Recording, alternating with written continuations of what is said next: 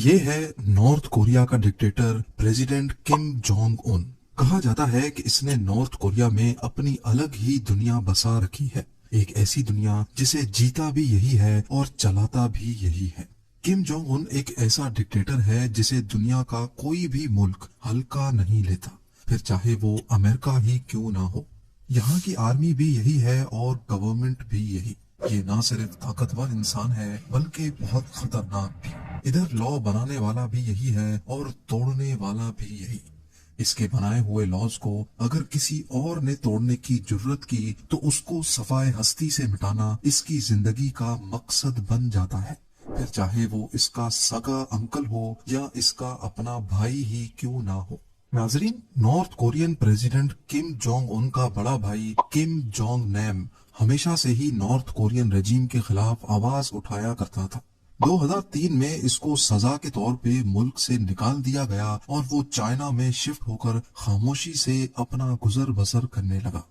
اپنے half brother کو ملک سے نکالنا نارتھ کورین پریزیڈنٹ کے لیے کوئی اچھا فیصلہ ثابت نہیں ہوا، کیونکہ رپورٹس کے مطابق کم جونگ نیم نارتھ کوریا کے سب سے بڑے دشمن امریکن اسپائی ایجنسی CIA کا انفارمر بن چکا تھا اور ان کو انفارمیشن سپلائی کیا کرتا تھا۔ کم جونگ ان کو خطرہ تھا کہ CIA اس کو مروا کر اس کے بھائی کو اوپر لائے گی اور نارتھ کوریا کی گدی پر بٹھا کر اپنی مرضی کے فیصلے کروائے گی، لہٰذا اب یہ مسئلہ کم جونگ ان کے لیے حلق کی ہڈی بن چکا تھا، ایک ایسی ہڈی جس کو توڑ کر نکالا جائے گا۔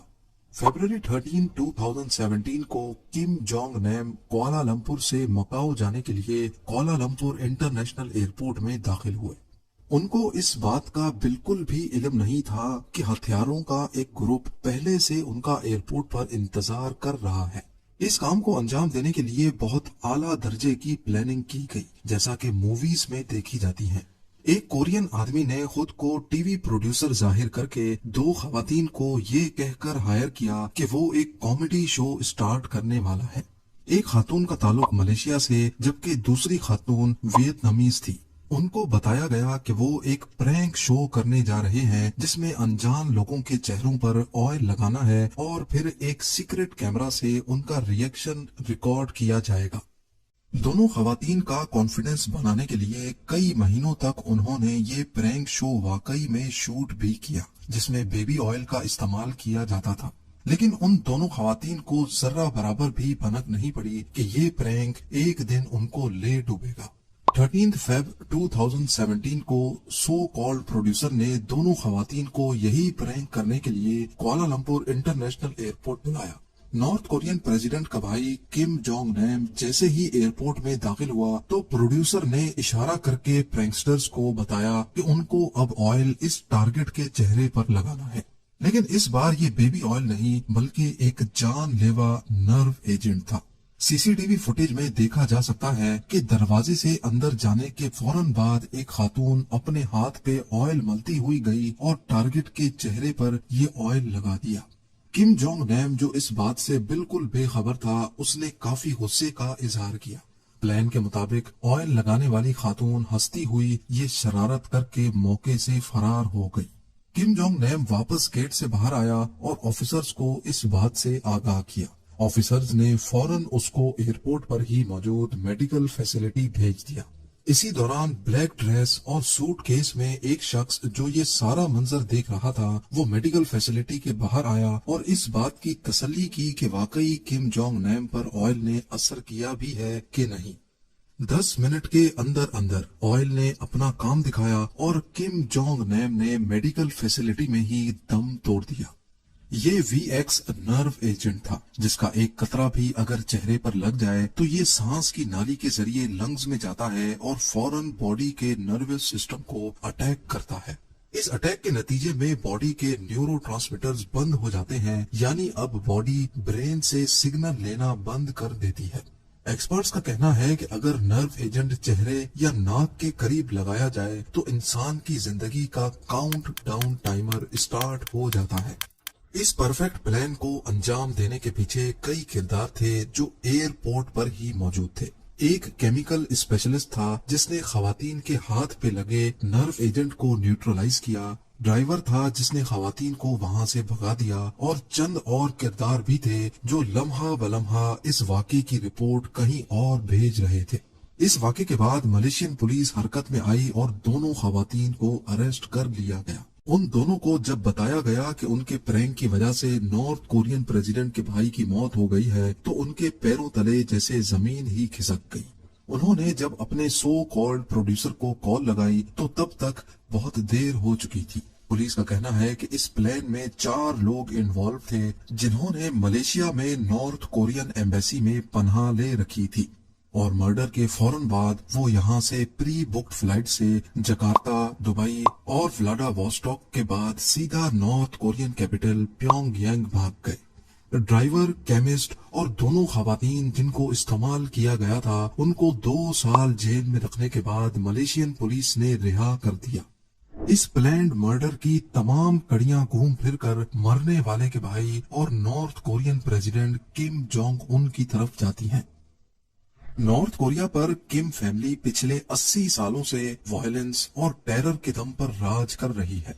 यहाँ किम जोंग उन की पावर इतनी फैली हुई है कि नॉर्थ कोरिया में एक परिंदा भी अपनी मर्जी से पर नहीं मार सकता।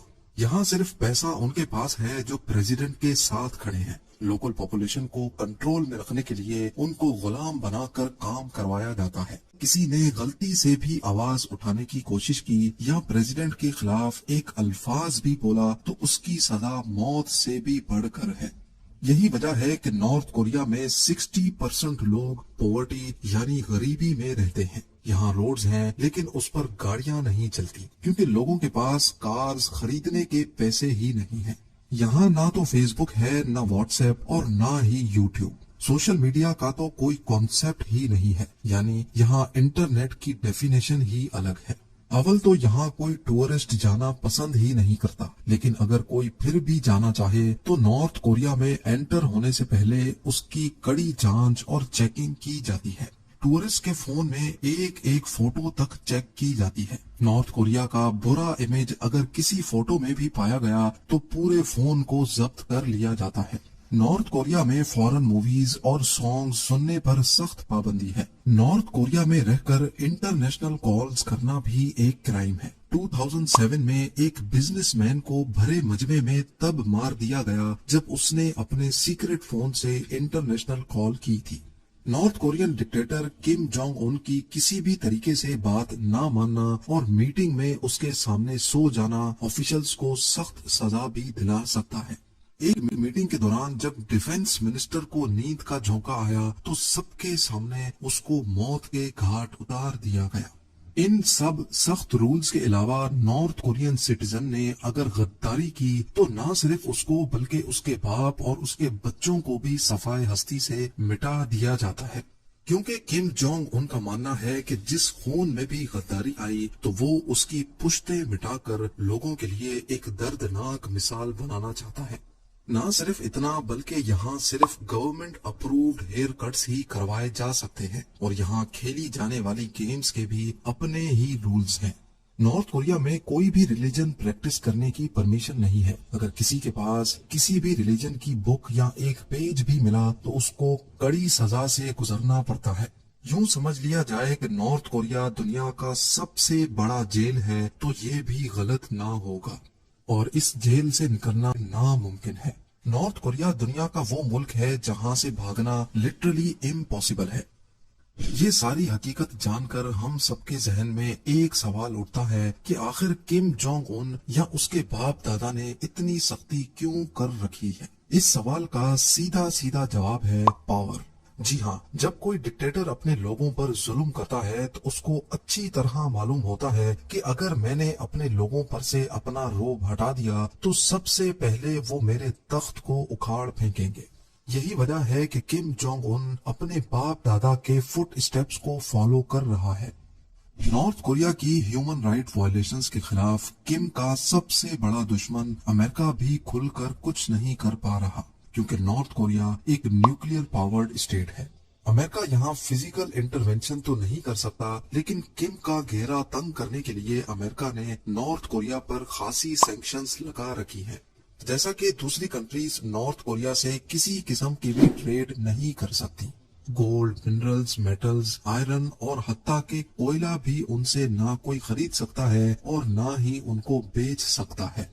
ایک طرح سے دیکھا جائے تو نارتھ کوریا جو کچھ بھی ہے وہ بس صرف اس چار دیواری کے اندر ہی ہے۔